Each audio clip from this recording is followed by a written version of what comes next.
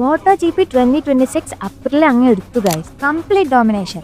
വെറും ഒരു റേസ് മാത്രമല്ല, അപ്രിലയുടെ കംപ്ലീറ്റ് ടേക്ക് ഓവർ തന്നെയാണ് നടന്നത്. ദുക്കാറ്റിയുടെ 89 ഡേയ്സ് പോഡിയം സ്ട്രീക്കിന് ഇതോടെ ഒരു കർട്ടൻ വീണിരിക്കുകയാണ്. മാർക്കോ ബെസിക്ക് 1ാം സ്ഥാനം നേടിയപ്പോൾ അപ്രിലയുടെ സാറ്റലൈറ്റ് ടീമായ റൗൾ ഫെർണാണ്ടസ് 3ാം സ്ഥാനത്തേക്ക് എത്തിച്ചു.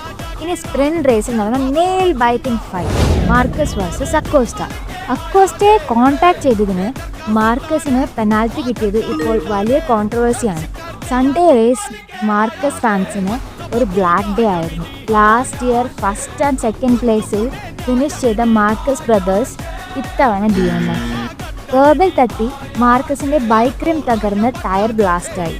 ഒരു ബിഗ് ക്രാഷിൽ നിന്ന് മാർക്ക് രക്ഷപ്പെട്ടത് ലക്ക് കൊണ്ട് മാത്രം. Ducati is officially missing their spark.